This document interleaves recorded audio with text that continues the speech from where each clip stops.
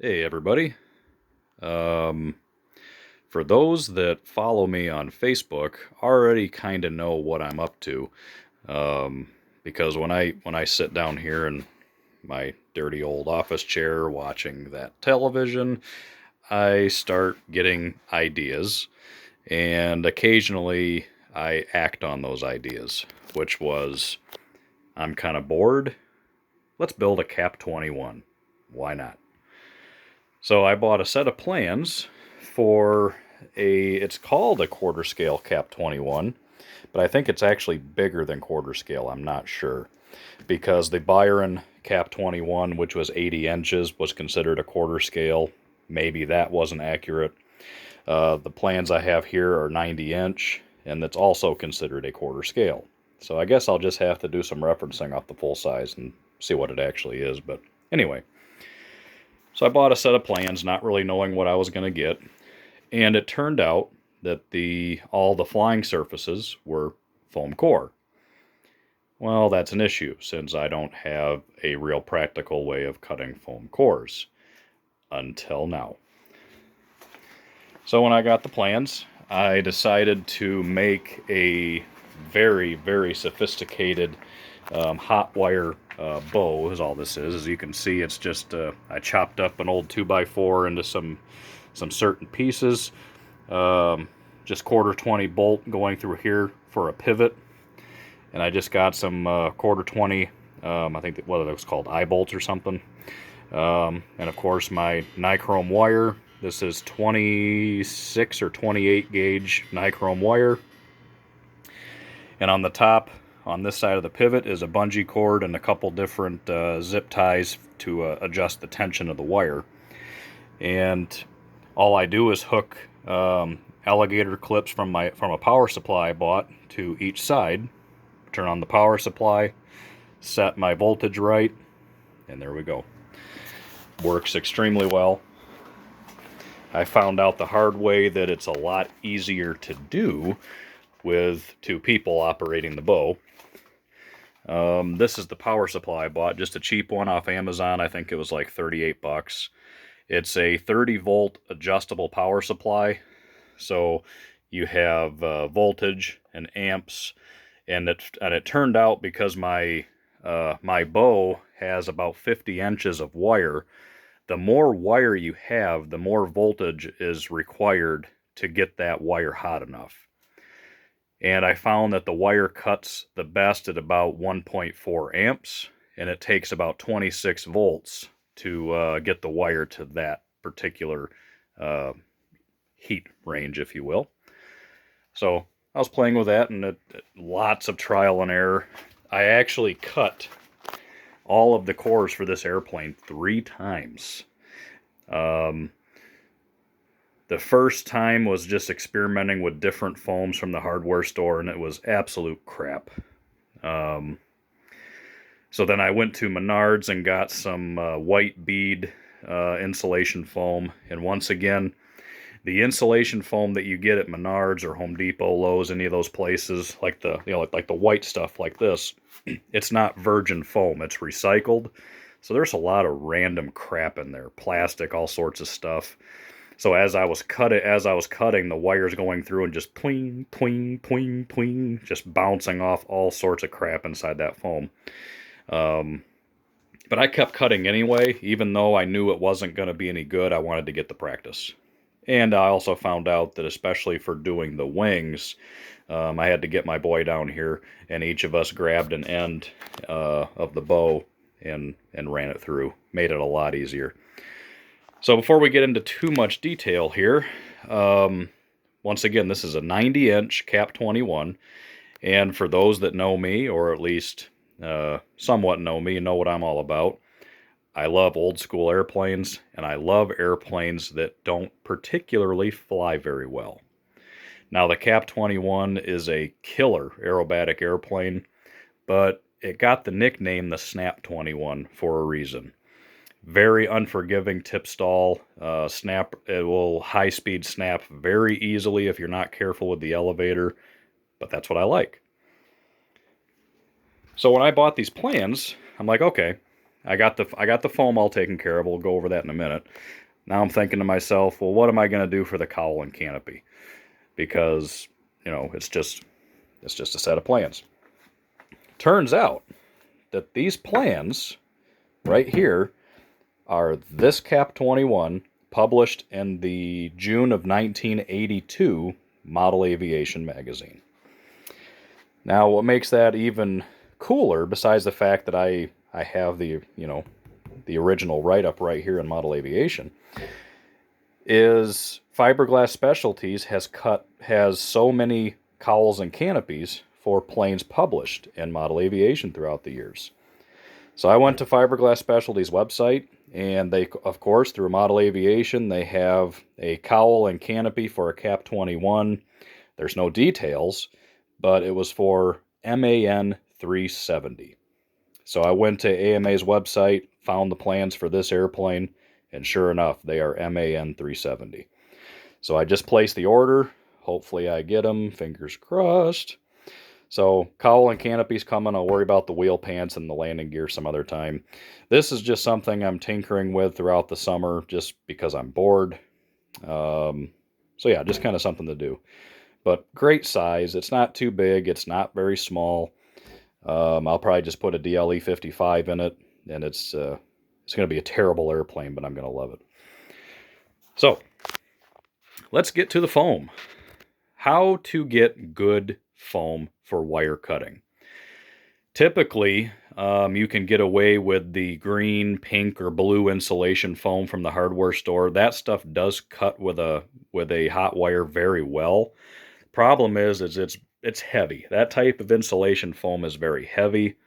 So for a situation like this, I mean, there's a lot of material here. That's going to be a heavy wing. And also, it's not very thick. Now, this foam right here is 3 inches thick, and I was able to find a local company here in Michigan called Foam Factory. They're, if you're looking at Michigan, it's, up in the thumb area somewhere. And they sell it.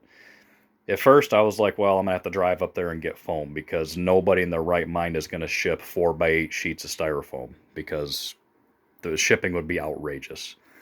Well, it turns out they ship 48-inch by 2-foot pieces of foam from 1 inch, I think, to 4 or 5 inches thick.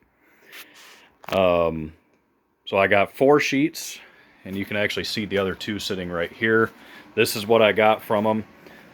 2 foot by 4 foot, 3 inches thick. Great foam. Virgin polystyrene foam. Good stuff. I think a 4-pack, so I got 4 of those sheets for like $100. Not bad. And shipping was free. So once I got that foam, I already got my techniques down for cutting and all that good stuff. So what's required to cut your own cores? Well, you saw my bow that's out there. So the next step is for the plans, we'll take the horizontal stabilizer here, for instance.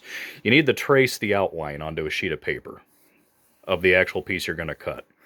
So this is face, so it has a trailing edge and a leading edge up here, and of course a tip. We don't want any of that. We trace on the inside following this line right here. And then we transfer that to the foam. Then once it's on the foam, I take these just hardwood guides that I actually just bolt right to the end of my workbench. And once they're on the end of the workbench, I slide my piece out to line up with the edge of those guides. And then I run the hot wire straight down following those guides, and that's what cuts the foam in a straight line. So that's how I was able to cut my parts out, which actually worked really well. Then once that's done, the plans also have your tip and root profiles. So you can see right here, obviously you don't want to trace out the leading edge and trailing edge and the sheeting. You want to do just the foam surface. And I ended up with, these are actually my templates to actually cut the blocks first. So then you end up with a bunch of these. These are just cheap hardwood from the hardware store. And you can see they're shaped kind of funny. You can definitely tell, yeah, this is the wing tip. But you can see it's got an overrun here and up here. Because when you're cutting, let's see, this actually would go out here on the tip, and you screw it into the end using just a coarse thread, like a drywall screw or anything like that. And then the wire just follows on both sides along this piece of hardwood. But you need to have runoff on both sides, both leading edge and trailing edge, or else when you pull it through, the wire will just drop. Then when it drops, it can cause problems. You need to be able to have a runoff. Once again, trial and error, worked out really well eventually. So wings, stabs, pieces for and these are for the fin and rudder situation. And these little guys here, we'll get to that in a minute.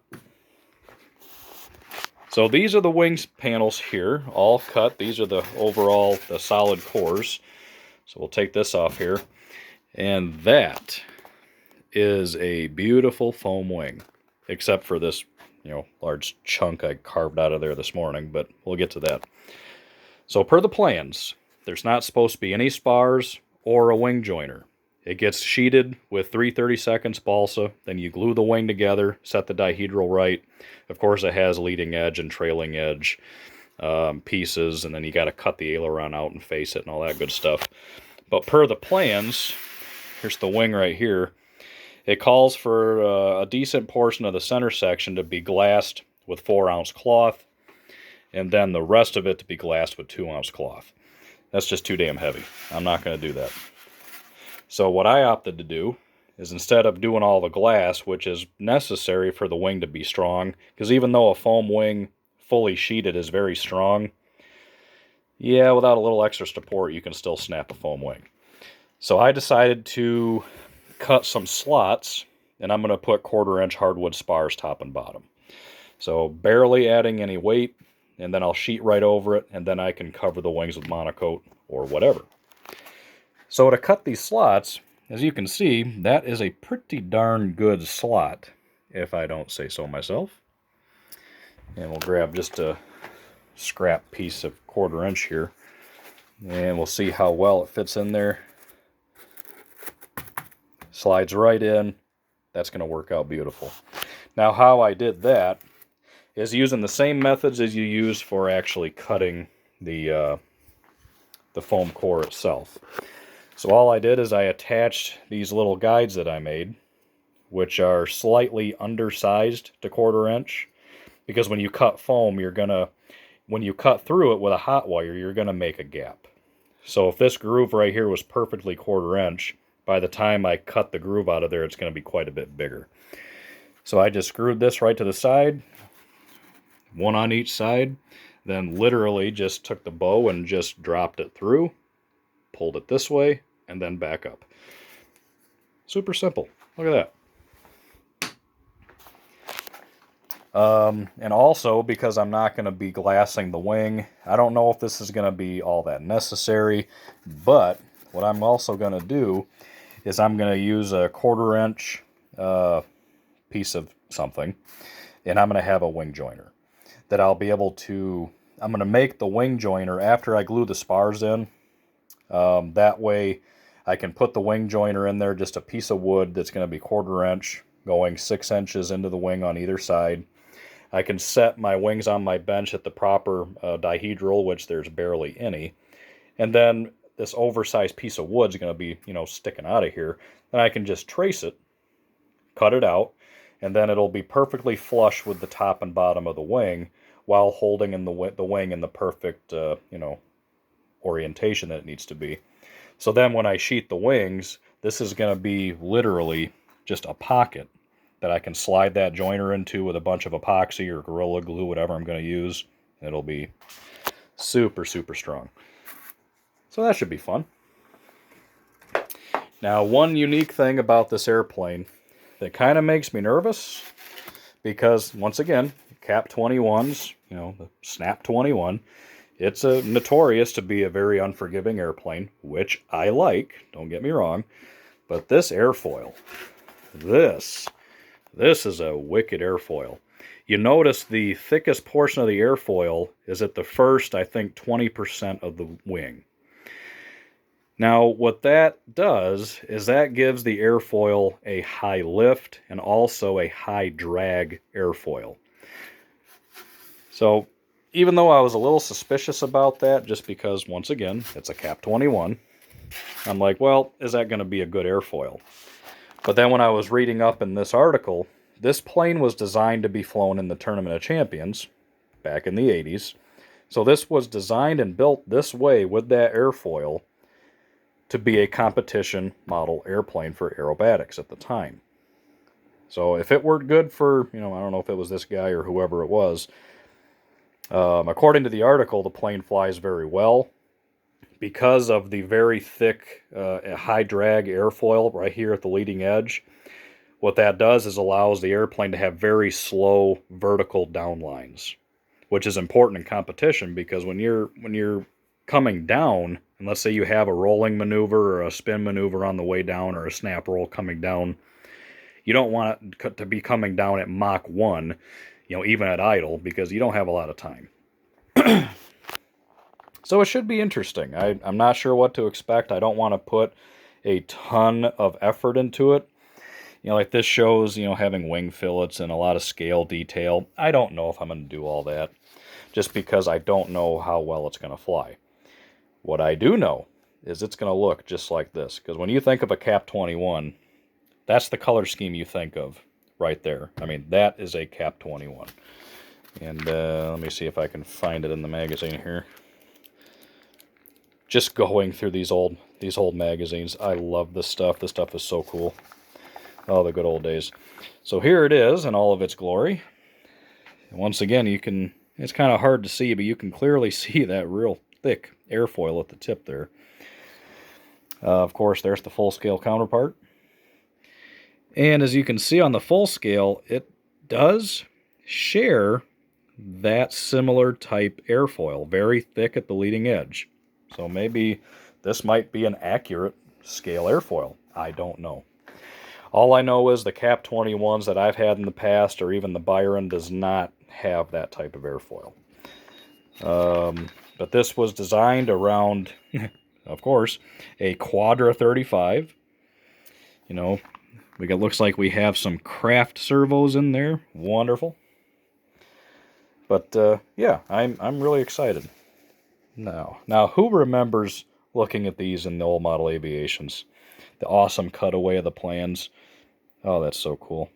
That was a cool sound. I get distracted real easy.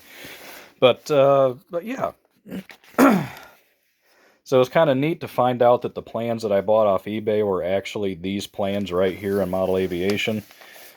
Get a better shot of the side view of it there. I mean, the Cap 21 is just a beautiful airplane. Such a cool airplane. And just look at that narrow wing. Oof, that's got Tipstall written all over it. I love it. So I just wanted to kind of fill you guys in. I don't know if I'm going to do much updating or whatever on it right now. I'm just kind of working on it little by little. I got the skins coming for sheeting the wings and the tail. And I wanted to get all that done before I start the fuselage. And now that hopefully these two items will be coming shortly, that's a cool sound. You hear that? Okay, I'm losing my freaking mind here. Getting those two parts is a big deal. Building the cowl wouldn't be a big deal. I could just, because it's very squared off, it just has these little cheek dealies on the side here. I could make that out of wood, no problem. Canopy takes a little bit more effort to make your own canopy.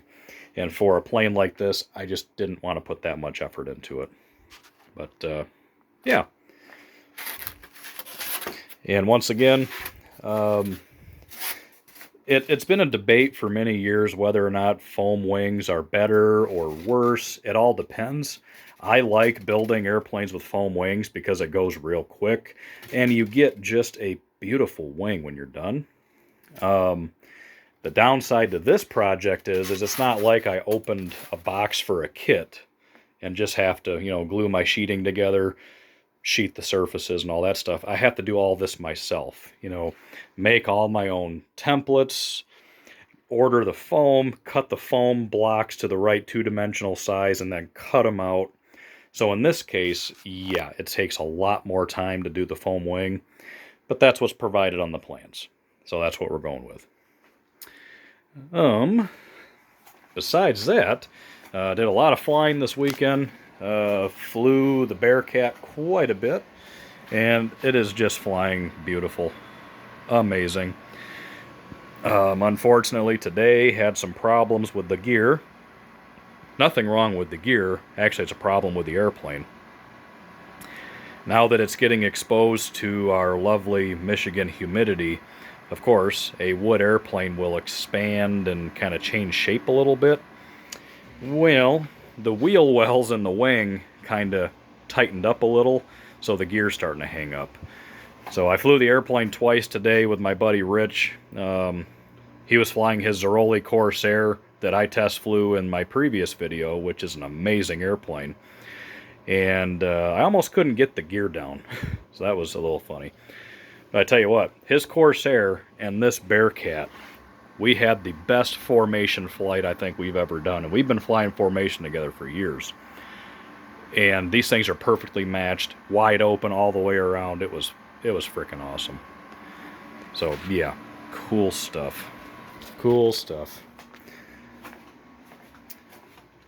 Yeah, once again, I'm not sure if I'm going to do too much detail stuff on this airplane. Like I said, I'm in no hurry. This is just something to tinker around with through the summer, on evenings after work and rainy days, stuff like that. Oh, wait a minute. What do we got here? We have a box o' stuff. And that is a box o' stuff for a Zeroli T6. That's right, folks. My next winter build is going to be a Zeroli T6. And that decision was easily made because I already have the gear.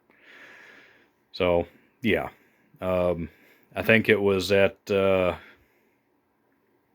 No, it wasn't at Warbirds Over Michigan. I think just a bunch of us were flying down at Millersburg, and my buddy Jim Gibney and I were talking, and he's like, I'm going to build a T6. I said, really?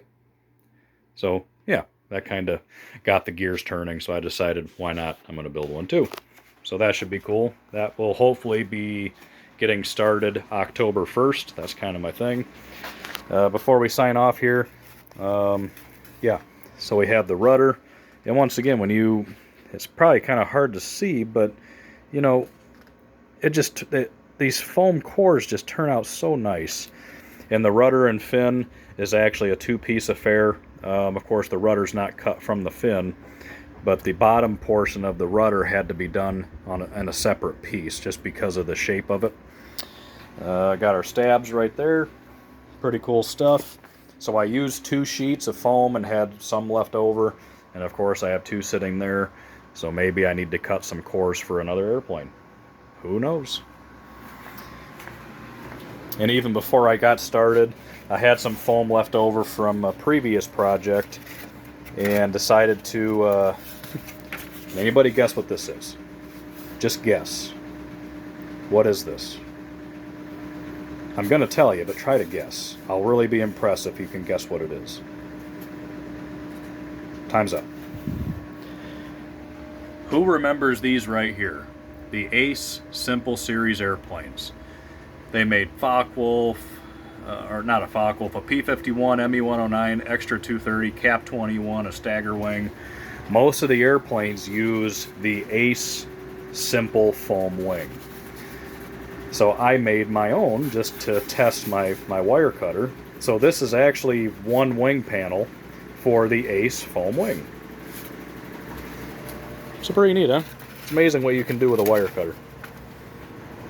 Alright, I'm starting to ramble. Oh boy. Beautiful. Debating. I took the day off work Friday, went flying, flew today, and I'm debating on flying tomorrow even. And I think I want to get my little Princess back out. I have not flown it yet this year, and I am kind of in the mood to burn some glow fuel. So maybe I'll think about it. But all right. Well, so that's what I've been up to, and stay tuned, and maybe I'll bring a little bit more of the progress on this airplane. If anybody has any questions on it, I know there's always been questions about, building planes with foam cores and all that kind of good stuff. So if you have any questions, anything that you want me to kind of do specific on a video, let me know.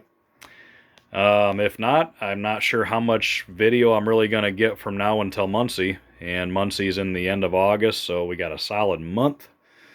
And I have no plans or no events scheduled until the end of the month. So that's that. So until next time, folks, later.